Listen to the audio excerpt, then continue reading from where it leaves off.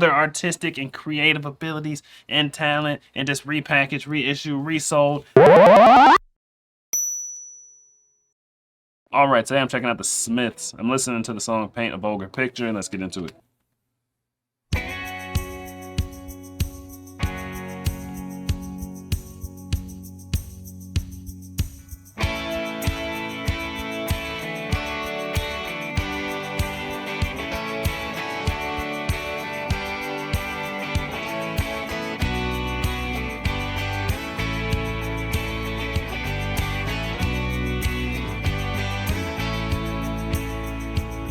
The record company meeting, on their hands a dead star, and oh, the plans they read, and oh, the sickening greed.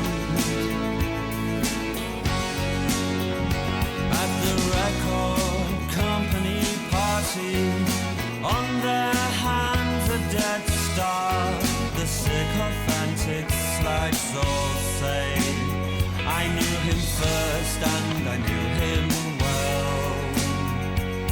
Reissue, repackage, reevaluate the songs. Double pack with a photograph, extra track and a tacky badge.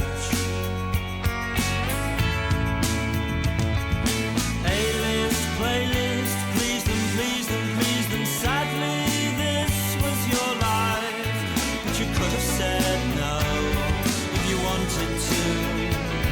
You could have said no if you wanted to. BPI, MTV, BBC, please them, sadly this was your life, but you could have said no if you wanted to. Could have walked away, couldn't you?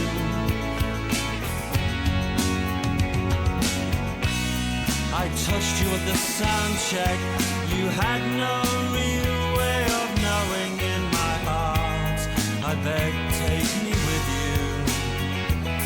I don't care where you're going, but to you I was faceless, I was fawning, I was boring a child from those ugly new houses who could never begin to know, who could never really know.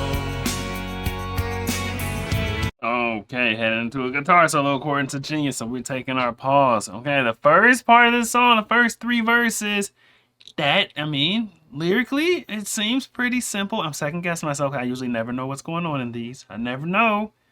But it seemed like pretty straightforward. Like the whole message was you didn't have to sell your soul to the record label. That's why at the record label party, they got a dead star on their hand. Because they pretty much bled this person dry of all their artistic and creative abilities and talent. And just repackaged, reissue, resold. Please all the TV stations and radio stations. Just trying to please the masses, and you just took this star, this rising star who was so creative and enjoyed the art and all that kind of stuff, and you just wringed all the creativity out of him.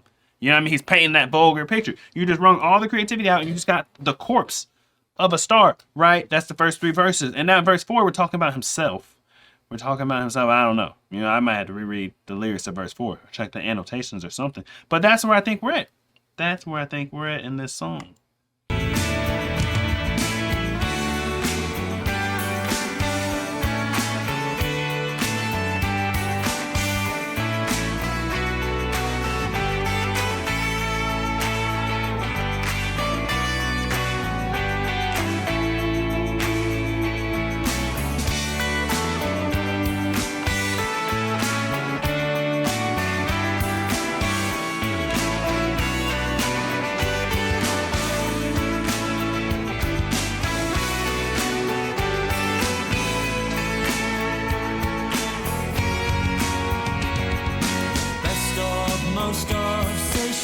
the need, slip them into different sleeves, buy both and feel deceived, climb a new entry, re-entry, world tour, media hall, please the press in Belgium, this was your life, and when it fails to recoup, well maybe you just haven't earned it yet, baby. I walked a pace behind you at the sound check. You're just the same as I am. What makes most people feel happy leads us headlong into harm. So in my bedroom, in those ugly new houses, I dance my legs down to the knees. But me and my true love will never meet again.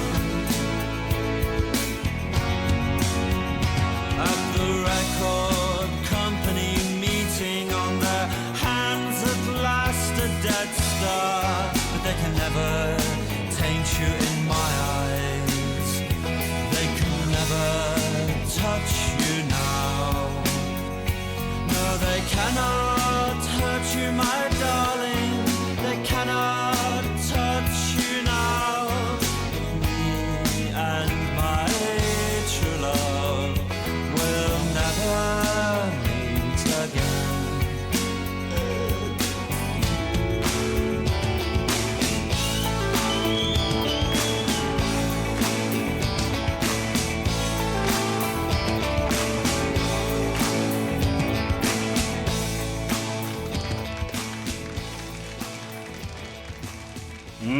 I think he's being literal with the dead star.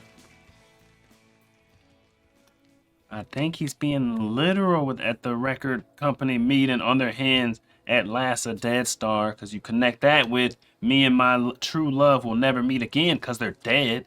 That's why you never meet again. Morrissey's true love was somebody who probably overdosed, because that seems to be what it is. You're working these artists really hard. They're performing this art that they may or may not even like all that much after it's been reissued, repackaged, and rewritten by a team of writers and this and now. It's not even their art, and they got to perform this 500 times at all these different concerts and touring and all this stuff. You're working them to the bone. So they're taking these drugs to be able to keep up with all this crap that they don't want to do, and boom, overdose, dead. So at the hands of the record label, you have a dead star who happened to be Morrissey's true love. You know what I'm saying? It's probably something like that. The middle's a little blurry. You know what I'm saying? Verse 4 to 6, it gets a little fuzzy for me. In the beginning, it seems like at the end, it's kind of the same thing. But he was talking about, I touched you at the sound check and I was faceless and you didn't care. I was fawning and faceless. I don't know what he is talking about there. That's more typical. I usually don't know what exactly is going on here, but you can feel the vibes. You know what I'm saying? Now we got the annotations. We got the summary. Hold up. Let's dive into it. Let's dive into just the summary, probably. It'll tell us what we need to know. A dense song about Morrissey's feelings towards the music industry, exemplified by a tragedy, the death of a star, failing or otherwise. The lyrics take a viewpoint of two different narrators, some omniscient insider and a fan of the deceased. Yeah, that was a little tricky there.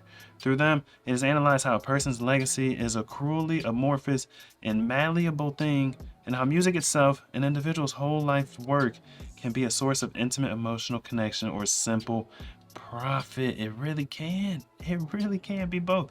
Ironically, one of the major topics that Morrissey brings up is repackaging old material and selling it off to make more money off the innocent fan. The Smiths became renowned for doing this after releasing 5 greatest hits albums and 2 box sets after their split up. Wait, what? The Smiths became renowned for doing this after releasing 5 greatest hits albums and 2 box sets after their split up. Wait, so they did it too? They repackaged a bunch of their older stuff and resold it and whatever they were singing about in this song. They end up doing the same thing. Dang, okay. That's crazy. That is crazy. So that synopsis wasn't the most detailed, but you kind of get the gist. You get the gist of what's going on here. I don't know. Tell me, man, what do you know? What do you know? Me and my boys on the road. Who to go? She told me, boy, you to go. Like, I don't know.